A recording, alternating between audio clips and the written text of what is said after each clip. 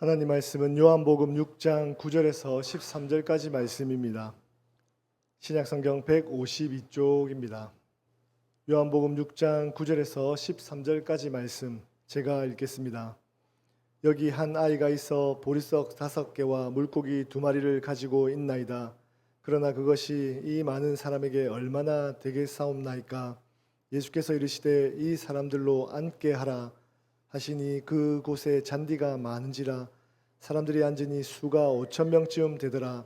예수께서 떡을 가져 축사하신 후에 앉아있는 자들에게 나누어 주시고 물고기도 그렇게 그들의 원대로 주시니라. 그들이 배부른 후에 예수께서 제자들에게 이르시되 남은 조각을 거두고 버리는 것이 없게 하라 하시므로 이에 거두니 보리떡 5개로 먹고 남은 조각이 12바구니에 찼더라. 아멘. 담임 목사님 나오셔서 말씀 선포하시겠습니다. 오늘은 교회력으로는 오순절 후 10번째 주일이고 이 주일에 주신 말씀은 요한복음 6장의 말씀입니다. 이 말씀을 중심으로 해서 후반기 사역에 임하며라는 제목으로 설교 말씀을 드리겠습니다. 오늘 다 읽지는 않았지만 요한복음 6장에는 그 유명한 오병이어 사건이 기록이 되어 있습니다. 근데 여기까지 이르게 된 일들을 마가복음에서 보면 신학적으로 좀 요 대목은 설명을 해야 되는데 이제 간단히 말씀을 드리면 우리가 기록되어 있는 요한복음은 4장, 5장, 6장, 7장 이렇게 기록이 이어져서 기록되어 있는데 다른 복음서를 참고를 하고 예수님의 여행 여정을 참고해서 보면 요한복음의 순서상으로는 4장, 6장, 5장, 7장 이렇게 순서되어져 있는 것이 맞다고 생각을 해요. 그래서 이제 그 원래의 그 내용의 기록이 이제 마가복음이 제일 첫 번째 써져 있기 때문에 마가복음에서 이 내용을 여기까지 정리를 해보면 마가복음 6장에 보면 예수님께서 사도들을 파송하시죠. 제자들을 둘씩 보내시면서 더러운 귀신을 제어하는 권능을 주십니다. 이런 능력을 받은 제자들이 12절 이하에 보면 나가서 회개하라 전파하고 많은 귀신을 쫓아내며 많은 병자에게 기름을 발라 고치는 사역을 감당하게 됐고 이 사역을 통해서 예수님의 이름이 더욱 드러나게 되었습니다. 그리고 30절 이하에 보면 사역을 마치고 돌아온 사도들이 예수님께 모여서 자기들이 행한 것, 가르친 것을 낱낱이 고합니다. 이에 예수께서 제자들에게 너희는 따로 한적한 곳에 가서 잠시 쉬어라 그렇게 명령을 하셨고 그 명령을 받은 제자들은 배를 타고 한적한 곳으로 가게 되는데 32절에 보면 그 제자들이 가는 것을 보고 많은 사람들이 그들인 줄을 알고 모든 고을로부터 도보로 걸어서 그들이 도착할 곳에 달려와서 그들보다 먼저 와서 큰 무리를 이루고 있었습니다.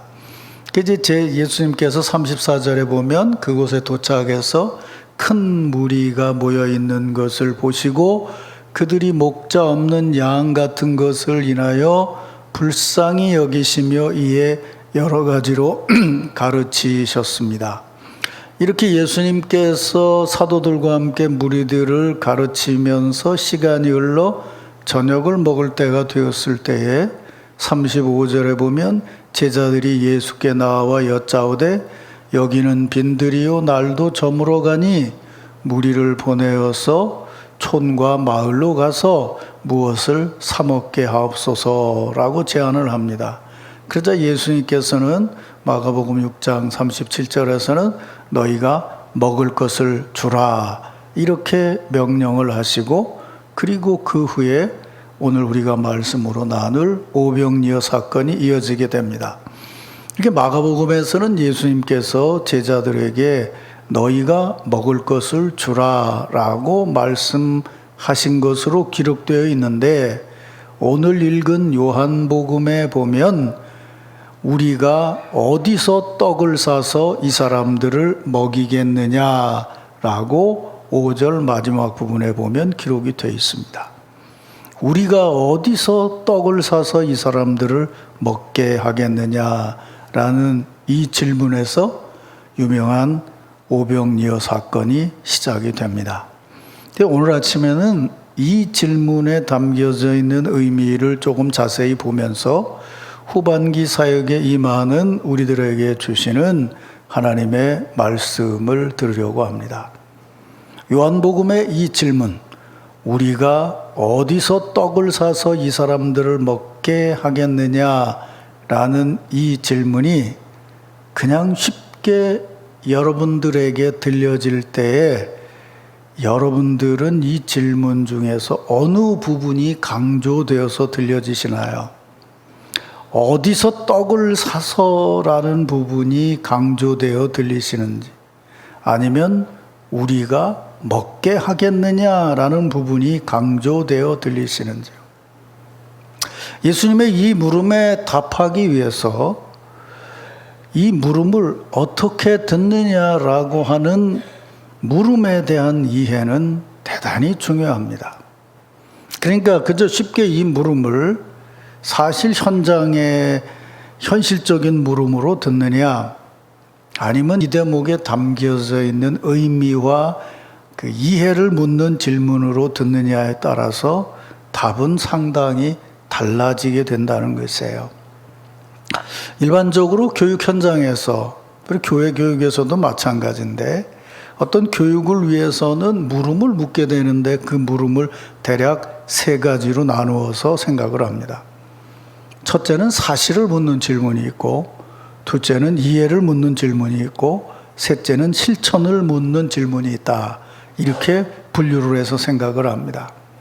그런데 예전에 우리가 어렸을 때는 교회 교육의 목적은 주로 사실을 묻는 질문에서 그쳤습니다. 그러니까 교회 교육의 목적, 신앙생활의 목적이 성경을 잘 아는 것이었습니다.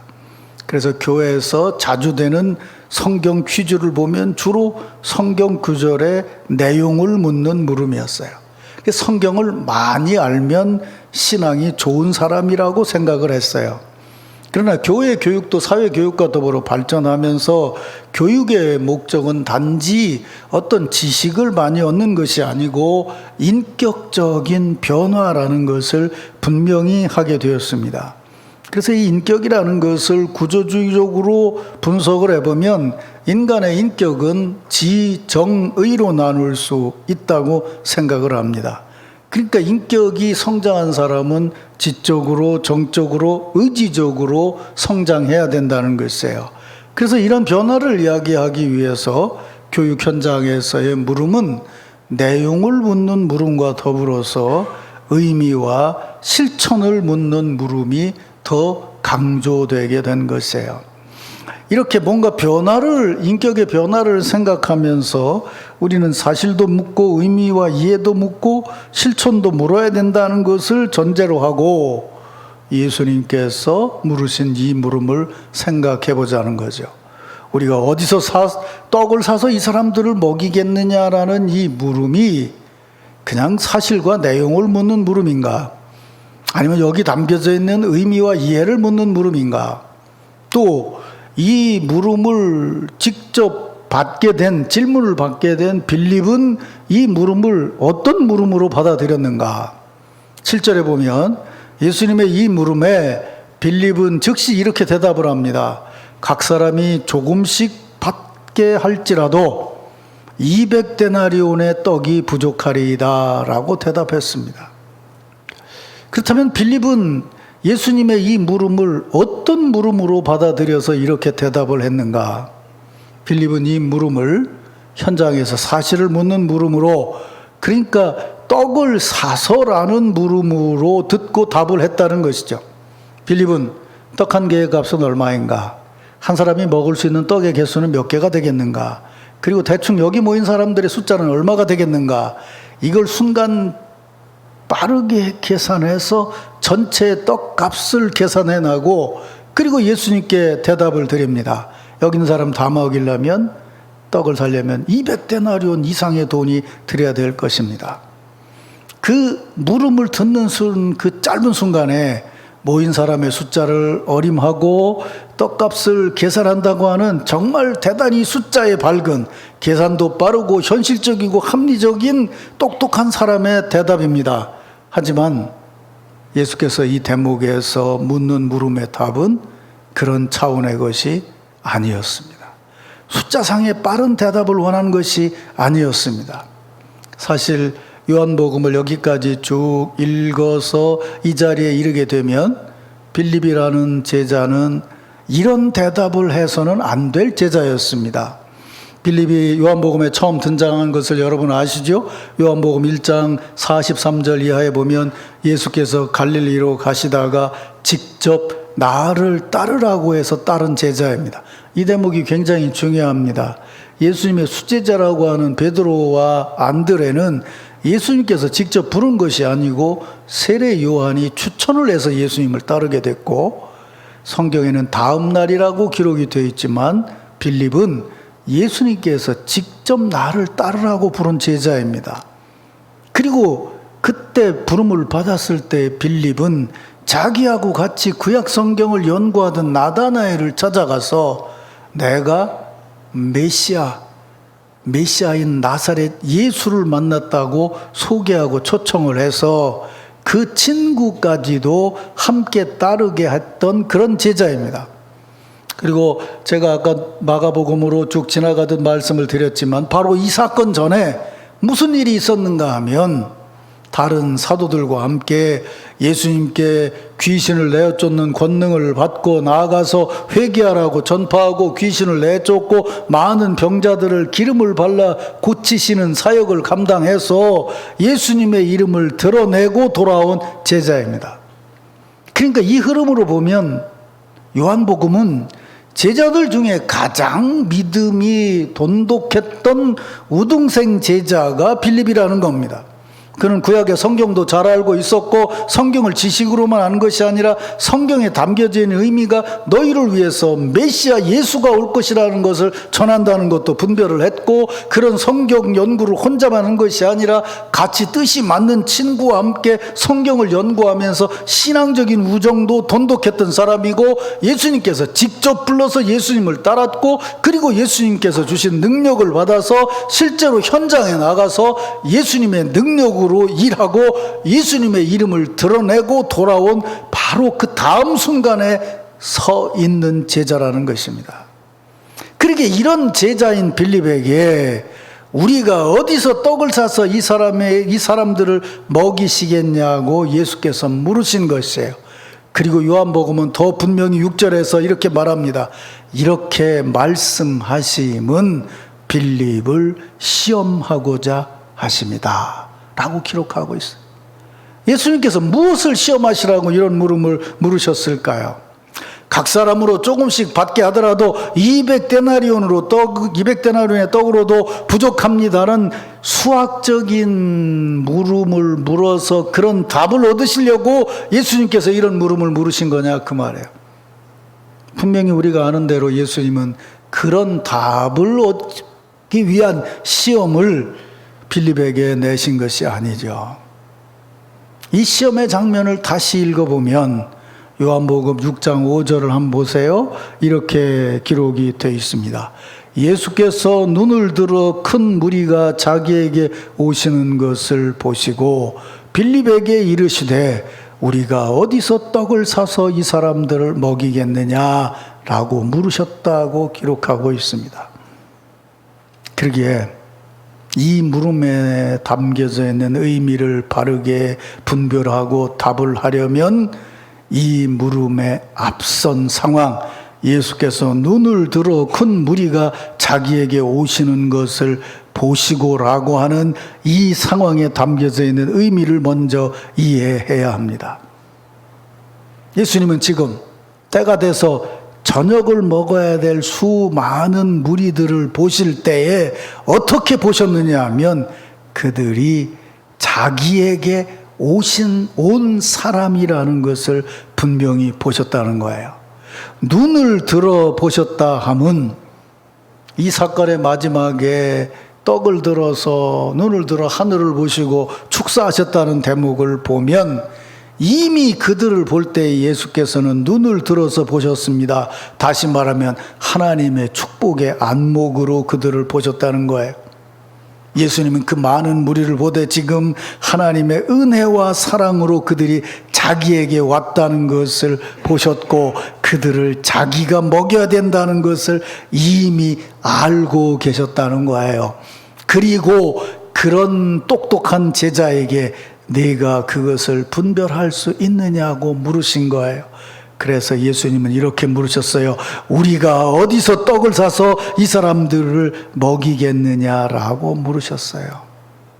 그렇게 이 물음에 답하기 위해서 빌립이 먼저 분별해야 되는 것은 예수님이 말씀하신 우리가라는 것이에요. 예수님의 기도로 권능을 받아 현장에 나가서 예수님의 이름을 드러내고 사역했던 빌립이 지금 그 현장에서 예수님의 물음에 답을 하는데 어쩌면 이쯤 되었을 때 제자들끼리 경쟁도 있고 뭐 여러 가지 상황이 있으니까 빌립을 가르쳐서 우리가 떡을 사서 어떻게 먹이겠느냐는 이 물음을 들었을 때 아마 빌립은 우쭐했던 것 같아요. 예수님이 내게 물으셨고 그리고 내게 대답을 해야지 자신을 특별하게 생각했던 것 같아요. 그래서 자신을 드러내려는 순간에 주님과 함께했던 우리는 사라져버리고 자신의 명민하고 빠른 머리 회전으로 계산을 한 거예요. 그래서 200데나리온은 있어야 됩니다 라고 대답했다는 것이죠. 그러나 우리가 분명히 아는 것은 그렇게 자신을 드러내려고 하는 빠른 계산적인 머리의 답은 주님이 원하시는 답이 아니었고 그 대답으로는 한 사람도 먹일 수가 없었다는 것이죠. 사랑하는 성도 여러분, 교육 행사를 진행하면서 지금 후반기 사역을 시작하면서 우리가 지금 마음에 담아야 될 분명한 물음은 이것입니다. 우리가 어디서 떡을 사서 이 사람들을 먹이겠느냐라는 물음입니다. 여러분, 이 물음을 분명히 마음에 담으시기를 주의 이름으로 축원합니다. 이게 성경 전체의 물음입니다. 뭐 뒤에 나오지만 생명의 떡이신 예수 그리스도로 모든 사람을 지속적으로 먹여야 되는 것이 교회의 사명이고 그리스도의 제자된 우리들이 감당해야 될 사명인 것이에요. 그런데 이 물음을 마음에 담고 이 물음에 답을 할 때에 우리가 어디서 떡을 사겠냐는 이 물음은 나를 향한 물음이지만 이미 교회의 머리로서 우리와 함께 하시는 예수께서 감당하실 사명을 우리에게 물으시는 물음인 줄로 믿으시기를 바랍니다. 예전에 우리가 처음 복음이라는 것을 접하고 마음에 감동을 받을 때 감동받은 것 중에 하나가 뭐냐면요. 우리 어렸을 때는 그런 일이 있었잖아요. 뭐 소를 끌고 돼지를 끌고 말이죠. 물을 먹이기 위해서 물가로 끌고 가는 것은 우리가 얼마든지 할 수 있어요. 그러나 물을 먹게 하는 것은 우리가 할 수 있는 일이 아니에요. 우리는 끌고 갈 수 있지만 먹이시는 분은 하나님이신 줄로 믿으시길 바랍니다. 나는 심고 아볼로는 물을 주었으되 자라게 하시는 이는 하나님이시니라. 이걸 잃어버리면 교회 사역은요 정말 복잡해져요. 나한테 준 대답이고 내가 감당해야 될 것이고 넌 뭐하고 있냐? 그래서 내가 하는 것과 네가 하는 것을 비교하게 되고 그러면서 경쟁하게 되고 그러면서 비판하게 되고 네가 많이 하냐 내가 많이 하냐 얘기하기 시작을 하면 정작 우리의 머리이신 예수 그리스도는 간 곳 없어요. 그래서 교회 안이 시끄러워지는 거예요. 문제가 있는 교회 한번 가보십시오. 예수께서 이렇게 말씀하십니다라고 주장하는 사람은 아무도 없어요. 설령 예수님 이름을 대도 그 속에 담겨져 있는 건 자기 주장이에요. 자기 계산이에요. 나는 이만큼 오는데 넌 뭐 하냐는 거예요. 난 지금 일하고 있는데 넌 뭐 하고 있느냐는 거예요. 그것이 교회를 시끄럽게 하는 데가 한두 군데가 아니에요. 예수님이 물으셔요. 너 어디서 나서 이걸 먹이겠냐고 물으시지 않아요. 함께 하시면서 우리가 어떻게 이들을 먹이겠느냐 이렇게 물으셔요. 그때 우리의 대답은 뭐예요? 주께서 아십니다. 이 대답이죠. 사랑하는 성도 여러분, 후반기 우리의 사역은 예수 그리스도께서 교회의 머리가 되시고 우리가 그의 지체됨을 분명히 고백하고 우리가 먹이는 사역은 머리이신 예수께서 주관하신 사역임을 분명히 믿고 그 먹이는 일에 함께 해야 되는 일임을 믿으시기를 바랍니다. 이런 은혜와 축복이 여러분 모두에게 함께 하기를 주의 이름으로 축원합니다. 여기서 우리 주일 아침 축복 인사를 나누죠. 요새는 이게 별로 실감이 안 나는데 우리 어렸을 때는 이런 게 참 이런 인사가 실감이 났어요. 원체 먹을 게 없어서. 근데 우리 이렇게 인사합시다. 오늘도 주께서 먹이십니다. 이렇게 인사하시길 바랍니다. 한 번 더 합시다. 주님과 함께 우리가 먹입시다. 그래요.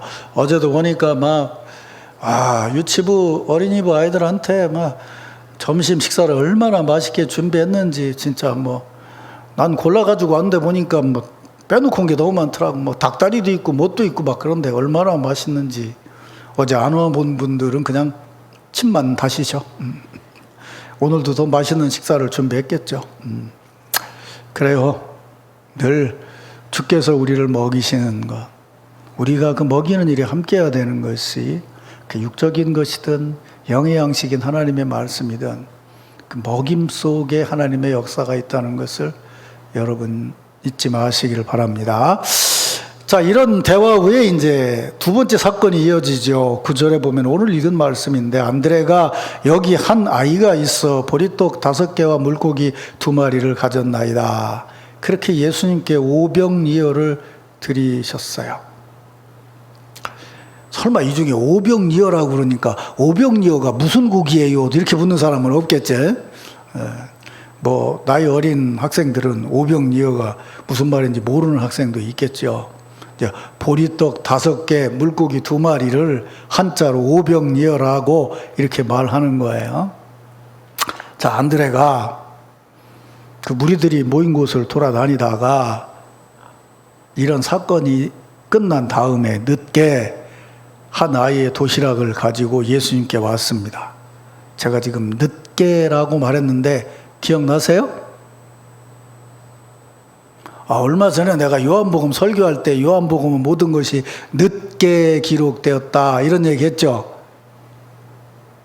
이 양반들이 내가 설교할 때 보모사에 다녀오셨나 왜 이런데 또 얘기했잖아요. 가나의 혼인잔치에도 일찍이 아니라 늦게, 첫 번에 물을 채운 게 아니라 늦게 채운 거. 그래서 요한복음은 모든 게 늦게 사건이 생기고 늦게 생기는 것이 주께서 역사하시는 거예요. 그렇게 지난번에 한번 풀어서 설명을 했어요. 여기도 이제 늦게 안드레가 아이와 함께 예수님께 오병이어를 드릴 때에 주께서 그것을 받아서 축사하고 나눠주실 때 성경 얘기로는 성인 남자만 5,000명, 아이들하고 여자까지 합치면 15,000명이 먹고도 남은 놀라운 은혜의 역사가 이루어졌습니다. 자, 다시 생각해 보자고요. 예수께서 분명히 성경에 기록되도 말하면 빌립에게 물으셨어요. 우리가 어디서 떡을 사서 이 사람들을 먹이겠느냐라고 물었어요. 그런데 그 물음으로 사건이 끝날 때쯤에 안드레가 여기 한 아이가 있어 보리떡 5개 물고기 2마리를 가졌나이다. 이게 참 이제 이렇게 기록이 되어 있는데 이렇게 기록되어 있기 때문에 이 의미는 더 분명해요. 우리로 그냥 요즘으로 말한다면 얘가 도시락으로 물고기하고 떡을 가지고 있는데 내가 데리고 왔습니다. 이렇게 말을 했겠죠. 근데 성경은 여기 한 아이가 있어라고 말해요. 이건 그 당시로서는 굉장히 중요한 거예요. 여자와 아이는 한 사람으로 인정도 안 하는데 안드레는 그 아이를 데리고 와서 예수님 앞에서 여기 한 아이가 있습니다. 그 아이가 도시락을 가지고 왔습니다. 라고 말했다는 거예요. 이게 무슨 뜻인지 아세요? 굉장히 중요한 의미예요. 우선 그보다 앞선 장면을 생각해 보자고요. 분명히 빌립에게 물었어요. 그런데 빌립에게 묻기를 아까 앞에서 말한 것처럼 너는 어디서 떡을 사서 이 사람들을 먹이겠느냐라고 예수께서 물으셨다면 빌립만 대답하는 게 맞아요. 그러나 빌립에게 물었는데 예수님 뭐라고 물으셨냐면 우리가 라고 물었어요. 그러기에 빌립의 대답은 예수님이 함께한 대답이고 예수님이 함께하면서 제자된 모두의 대답이라는 거를 안드레는 신앙의 의미로 깨달았다는 거예요. 믿습니까, 여러분? 의뢰 일하기 싫으면 그렇게 얘기를 해요. 이거 치워라 그러면 넌 그거 안 치우고 뭐 했냐 그러면 목사님이 얘 보고 치우라고 했잖아요. 아, 그걸 꼭 걔가 치워야 되나? 지가 치우면 안 되나? 일하기 싫으면 꼭 그렇게 얘기를 해. 하나님이 나한테는 그렇게 말씀 안 하셨는데 뭘 말씀을 안 해? 이 사람한테 얘기한 건 다 우린데. 그런데 정말 이 상황에서 놀라운 것은 뭐냐 하면 제자들끼리 그렇게 경쟁이 시작되고 있는 상황인데 이 안드레라고 하는 제자는 예수와 우리된 제자들의 모임만 보는 게 아니고 거기 모인 사람들까지도 우리로 봤다는 거예요.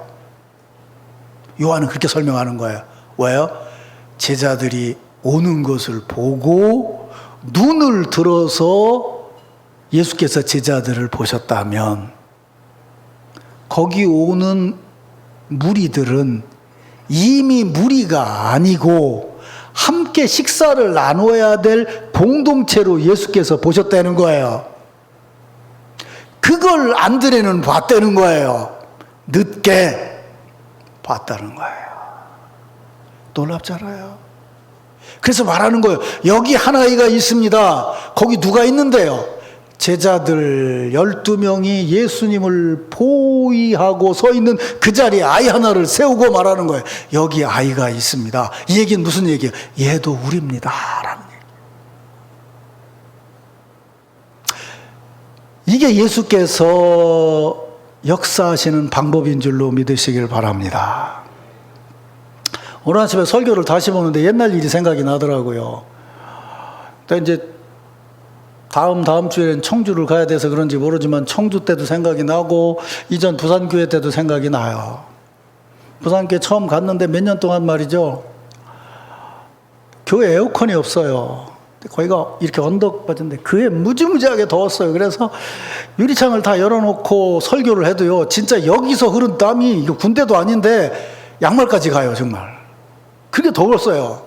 아주 그냥 땀을 뻘뻘 빼면서 설교를 하는데 설교가 끝나고 났는데 거기 그 당시에 80이 넘었을 것 같아요. 할머니 신자 한 분이 계세요. 초랑에서 오시는데 말씀도 잘 안 하시고 하여튼 전형적인 경상도 사람이에요. 말하면 싸우자고 얘기를 해요. 뭐 그런 정도예요. 뭐.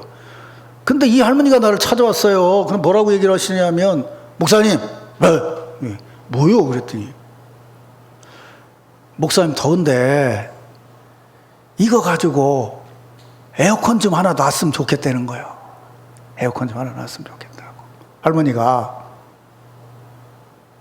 근데 그 돈을 보니까 딱 에어컨 한 대 살 정도의 헌금이더라고요. 그래서 오전 예배를 끝나고 그걸 받아들고 참 감동이 되더라고요. 그래서 오후 예배 때 얘기를 했어요. 아니 80이 넘은 할머니가 우리 예배 드리자고 이렇게 에어컨을 구하라고 헌금을 했는데 우리가 힘을 합쳐서 해야 되지 않겠습니까? 그 주간에 헌금을 해서 큰 에어컨을 3대를 놓을 수가 있었어요. 어째 아멘도 안 한대? 할머니가 헌금했다는 게 그렇게 불만이야? 전혀 생각지 않았던. 난 그래서 교회 사역은 어디서 시작하냐? 엘리야가 산꼭대기에서 막 기도를 했더니 저 끄트머리에 구름 쪼가리 요만한 거 하나 나타났다. 그거 보고 엘리야가 뭐라고 해요? 왕이시여 비가 올 것 같으니 내려갑시다. 믿습니까? 난 교회는 그렇게 시작된다고 믿어요. 그래서 누구 신자 한 명의 작은 헌신을 난 절대로 소홀히 여기질 않아요. 그걸 어떻게 하면 살려서 하나님의 일을 이루어갈 수 있겠느냐라는 거예요. 그걸 어디서 배울 수 있어요? 여기잖아요, 여기. 그 작은 어린아이의 헌신이 우리란 말이에요. 여기인 나이다란 말이에요. 이게 오늘의 자본주의 사회 안에서 세상 돌아가는데 능률 위주로 보고 실적 위주로 보는 데서는 이런 거는 가차없이 끊어야 될 일이에요. 신경 써서는 되지도 않을 일이에요. 그런데 우리가 분명히 알아야 되는 것은 그 계산으로는 하나님의 역사하시지 못한다는 거예요. 하나님의 역사는 작은 일에 담겨져 있는 의미를 소중하게 생각하는 사람들로부터 시작되는 것임을 믿으시기를 바랍니다. 설교를 마무리하죠. 성경 안에 많은 기적이 기록이 되어 있는데요. 4개의 복음서 모두에 기록되어져 있는 사건은 이 사건 하나예요. 그러니까 4복음서에 다 기록됐다는 얘기는 이건 분명히 있었던 일이라는 거예요. 믿습니까, 여러분? 또 하나가 있어요. 그건 뭔지 아세요? 우리는 한 번에 보지만 4개의 복음서는 현장에서 단번에 쓰여진 것이 아니에요. 적어도 40년, 50년대부터 시작해서 100년대 가까이까지 가는 역사의 흐름을 따라 이 복음서가 기록이 됐어요. 그러면 이 대목을 우리는 요한복음에서 읽을 때, 마가복음에서 읽고, 마태복음에서 읽고, 누가복음에서 읽고, 요한복음에서 읽을 때 무엇을 깨달아야 되느냐 하면 시간과 장소가 변하여져도 그분이 머리이시라면 어느 곳 어디서든지 이런 작은 신앙의 역사가 계속되어져야 교회는 살아있다는 거예요. 믿습니까, 여러분? 그래요. 우리 교회가 처음 시작할 때 고성부 성도하고 어린아이들이 모여서 보리떡 5개, 물고기 2마리를 드림으로 교회가 시작이 됐어요. 그 다음에 역사가 이어지면서 뭐 한복진 권사님이 일을 하시고, 정권 장로님이 일을 하시고, 뭐 김주분 권사님이 일을 하시고, 그 옆에 같이 하시고, 또 윤경인 권사님이 일을 하시고, 이렇게 둘씩 모여서 일하는 것이 모아져서 오늘에 이르게 됐고, 우리 교회 역사가 계속되는 한 누군가 함께 더불어 일하는 이런 아름다운 헌신과 드림이 이어져야 우리는 하나님의 나라를 바라보며 살아갈 수 있다는 것이에요. 사랑하는 성도 여러분, 후반기 사역을 시작하면서 특별히 아이들과 함께 교육, 가르치고 배우는 현장에서 후반기 사역을 시작하면서 이런 우리됨, 그분이 우리와 함께 하시고 그분이 함께 하신다면 멋지게 갖춘 우리들만이 아니고 교회의 지극히 작은 지체로부터도 하나님의 놀라운 은혜의 역사가 시작이 된다는 것을 분명히 믿고 후반기 사역에 최선을 다하셔서 먹이는 일에 힘쓰셔서 주님의 풍성한 은혜가 함께하기를 주의 이름으로 축원합니다.